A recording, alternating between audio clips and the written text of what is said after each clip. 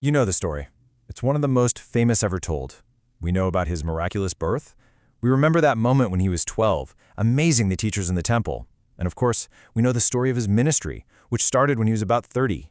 But right between those 2 points, there's this huge, profound, and mysterious silence. It's a gap in the story that has fascinated believers and historians for centuries. These are the lost years of Jesus. 18 years. For 18 whole years, the historical record just stops. It goes completely silent. From that brilliant boy of 12 to the man who would launch a movement that literally changed the world, there's nothing. An entire young adulthood just vanished from the narrative. So you have to ask, right? What happened? What could have possibly occurred in those 18 silent years that forged the boy we last saw in the temple into the man who would walk out of the wilderness and begin his ministry? This is the great untold story. For the longest time, the accepted answer was, well, pretty simple. It fit this picture of a humble, quiet life. This story we all thought we knew was of a small-town carpenter, just patiently learning his trade, living way out in obscurity. For centuries, pretty much everyone agreed. Scholars painted this picture of Nazareth as this sleepy rural village.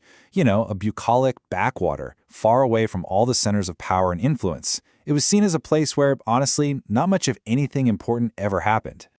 So this was the image we all had for so long. Jesus, the simple carpenter, living a secluded life, totally untouched by the great forces of the Roman Empire. A life of quiet obscurity. But what if that entire picture is completely wrong? Well, in recent years, a totally game-changing discovery right in the soil of Galilee has forced us to completely rethink this story. Archaeology is now revealing a secret that was hiding in plain sight the whole time, a secret that completely transforms our understanding of Jesus' early life. As one of the lead archaeologists put it, their recent discoveries have shown that old idea, the quiet, isolated backwater, it's simply not the case. The ground itself is telling us a very, very different story. And here it is. This is the stunning reality. Nazareth was not isolated at all. In fact, it was just a 4-mile walk, about an hour on foot, from Sepphoris, the bustling, sophisticated, Roman-influenced capital city of the entire Galilee region. I mean, this changes everything. And listen, Sepphoris wasn't just some small town. It was considered a jewel of the Roman East. We're talking about a major urban center packed with Roman-style villas, theaters, and these absolutely gorgeous mosaic floors. It was a thriving hub of commerce, culture, and Roman power. A world away from that bucolic backwater we all imagined. So what does it mean for a young man from Nazareth to grow up with a city like this essentially in his own backyard? It means his world was so much bigger, so much more complex than we ever knew. And it all starts with his trade. The Greek word used in the Gospels is tekton. Now, we always translate it as carpenter, but that's not the whole story. It's a much broader term. It really means an artisan, a craftsman, a builder, someone who works with stone and wood in the construction industry. And here's where it all clicks into place. The city of Sepphoris was going through a massive construction boom during the exact years Jesus was growing from a boy into a man. A young tekton from a village just an hour's walk away wouldn't have just known about it. He almost certainly would have been there, on the job sites, building that city probably every single day.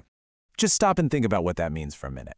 Every single day, he would have been navigating this incredibly complex, multilingual world. He'd be hearing the Greek of the marketplace, he'd be dealing with Roman officials, and seeing Roman military power firsthand, all while living within his own deep Aramaic and Hebrew heritage. This kind of daily experience requires a level of social and cultural sophistication that we just don't associate with that old image of the humble carpenter. He wasn't some secluded peasant. He was, in a very real way, a man of the world, a man who understood how power and culture and money actually worked, from the inside. So what if those 18 years weren't silent because nothing important was happening? What if they were silent because what was happening was so foundational, so crucial? What if it wasn't a period of waiting, but a period of intense and absolutely necessary preparation? This is the great revelation, isn't it? They weren't lost years at all. They were his preparation years. They were the crucible where the Son of Man was forged into the person who could speak to fishermen and tax collectors, to the poor and the powerful, because he had walked among them all. That silence, we're now beginning to understand, was actually filled with the noise of life. The sounds of commerce, the clash of cultures, the daily negotiation of living under Roman occupation. It was filled with the gritty, practical reality of building a worldly city stone by stone. And this leaves us with one final, profound question to think about. His parables are just filled with metaphors of building and foundations and workers. So we have to ask ourselves, how did the daily work of building a physical Roman city prepare a man to build an eternal, spiritual kingdom?